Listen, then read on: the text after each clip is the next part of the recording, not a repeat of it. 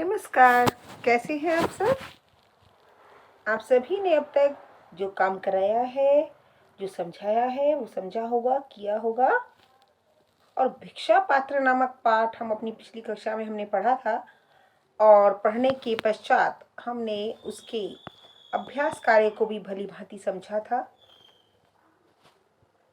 ये सभी कार्य आप सभी कर चुके हैं, समझ चुके हैं और अब बारी आती है लिखित प्रश्न उत्तरों की। आज की इस कक्षा में हम अपने लिखित प्रश्नों को करेंगे। आपके पाठ्यक्रम में दो प्रकार के साधारण प्रश्न और मूल्यपरक प्रश्न पूछे जाते हैं। एक मौखिक, जिनके उत्तर एक शब्द अथवा एक वाक्य में आप आसानी से दे देते हैं पाठ पढ़ने के पश्चात, और दूसरे लिखित प्रश्न जो एक से अधिक वाक्यों के होते हैं। ओके, तो चलिए आज के प्रश्न उत्तर हम समझते हैं, करते हैं।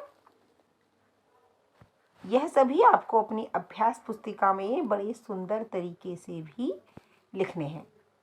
ठीक है। महात्मा बुद्ध ने लोगों से क्या पूछा? अच्छा, लिखित प्रश्न उत्तर करने से पहले एक बार छोटा सा इस पाठ का सार हम समझ लेते हैं कि हमने इस पाठ में पढ़ा क्या था। कि एक बार एक नगर में अकाल पड़ा था और वहाँ के लोगों की परेशान स्थिति जब महात्मा बुद्ध से नहीं देखी गई तो उन्होंने गांव के, नगर के लोगों को इकट्ठा किया और उनसे पूछा कि इस अकाल की स्थिति में ऐसा कौन है जो इनकी मदद कर सकता है। तो उस स्थान के जितने भी धनाढ़े लोग थे, धनी लोग थे, उन्होंने अपनी अपनी परेशानी या मजबूरी बताकर महात्मा बुद्ध से क्षमा मांग ली कि यह काम वो नहीं कर सकते हैं।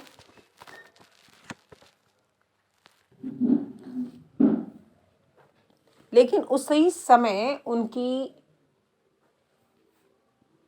मंडली के ही उनके एक शिष्य थे, अनाथ पिंडक, उनकी बेटी सुप्रिया सामने आई और उसने कहा कि इस काम के लिए मैं तैयार हूँ और मैं हर घर तक अनाज पहुँचाने का जिम्मा उठाती हूँ।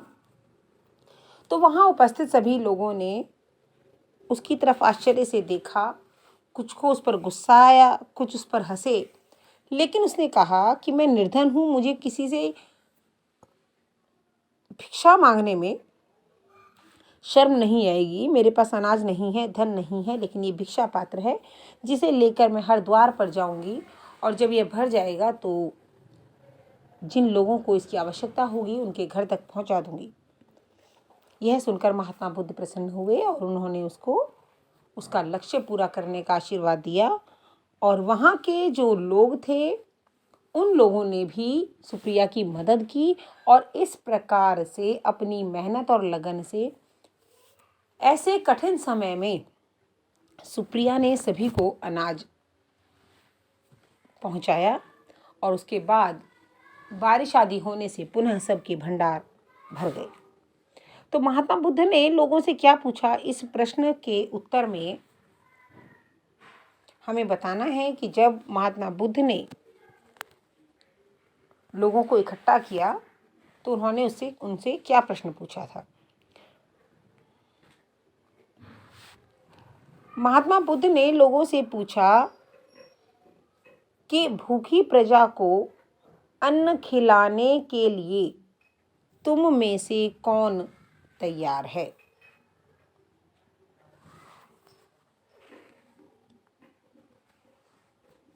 प्रश्न नंबर 2, किस सेठ को लज्जा आई और क्यों?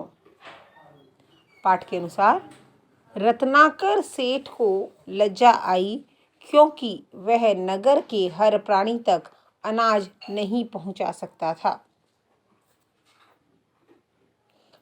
तो रत्नाकर सेठ को बहुत लज्जा का अनुभव हुआ जब महात्मा बुद्ध की आज्ञा के समक्ष वह हाँ नहीं कर पा रहा था। सुप्रिया के विषय में हमें बताना है कि सुप्रिया के विषय में लिखिए कि सुप्रिया कौन थी। सुप्रिया भगवान बुद्ध के प्रिय शिष्य अनाथ पिंडद की बेटी थी। अनाथ पिंडद उनके शिष्य थे। किनके? महात्मा बुद्ध के। जी हाँ। सभी धनी सेठों ने सुप्रिया का साथ किस प्रकार दिया? सभी धनी सेठों ने अपने भंडार सुप्रिया के भिक्षा पात्र में उलीच कर उसका साथ दिया। उलीच मतलब उलट कर, पलट कर। मतलब जब भी वो वहाँ उनके यहाँ लेने गई तो उन्होंने अपने भंडार से उनके सुप्रिया के भिक्षा पात्र को भर दिया और उसका साथ दिया। और जब वो भर गया तभी तो सुप्रिया उस अनाज को घर घर तक पहुंचा पाई। तो सभी धनी सेठों ने अपने भंडार सुप्रिया के भिक्षा पात्र में उलीचकर उसका साथ दिया। अब अकाल की जो त्रासदी थी, अकाल की जो वह भयावह स्थिति थी, जब लोग भूखे मर रहे थे, पक्षियों को पानी नहीं मिल रहा था, तो इससे उस समय लोगों को मुक्ति कैसे मिली? वो लोग कैसे छूटे? इस परेशानी से बाहर कैसे आए? सुप्रिया के मेहनत और धनी लोगों के साथ से कोई भूखा नहीं रहा और वर्षा ने भी धरती की प्यास बुझाकर खेतों को हरा भरा कर सबके भंडार भर दिए। इस प्रकार लोग अकाल की त्रासदी से बच गए। अर्थात पहले तो सुप्रिया का दृढ़ निश्चय, उसके बाद धनी लोगों का सहारा और उसके बाद वर्षा द्वारा पुनः धरती की प्यास को बुझाकर उसे हरा भरा बना देना मुख्य कारण रहे कि लोग जो हैं अकाल की त्रासदी से बच पाए। प्रश्न नंबर 6 के अंतर्गत महात्मा बुद्ध की क्या महानता थी? महात्मा बुद्ध से लोगों की परेशानी नहीं देखी जाती थी। अर्थात जो महात्मा बुद्ध थे वो लोगों को परेशान नहीं देख सकते थे। वो हर स्थिति में लोगों के दुखों का निवारण ढूंढने की कोशिश करते थे। यही उनकी महानता थी।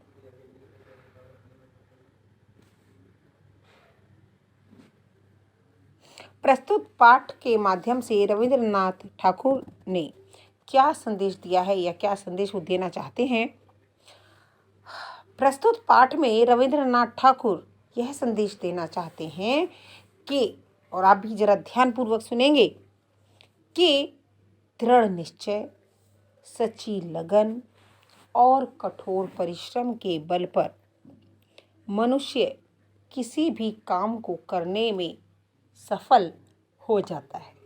इसलिए हमें अपने सभी काम दृढ़ निश्चय, सच्ची लगन और कठोर परिश्रम से करने चाहिए। मूल्यपरक प्रश्न, मूल्यपरक यानी कि जो हमारे नैतिक मूल्यों से संबंधित प्रश्न होते हैं, वो पाठ से संबंधित मूल्यपरक प्रश्न आपसे पूछे जाते हैं। और हमारा इस पाठ का प्रश्न है कि क्या आपने कभी मुसीबत में फंसे अपने मित्र की सहायता की है? अपना एक उत्तर अनुच्छेद के रूप में लिखें। आपको पता है अनुच्छेद एक पैराग्राफ होता है, एक पैराग्राफ में हमें लिखना है। इसको आप चाहें तो जो मैंने लिखा है, जो मैं आपको बता रही हूँ, आप वह भी लिख सकते हैं, अन्यथा अपने अनुसार भी अपना अनुच्छेद लिख सकते हैं।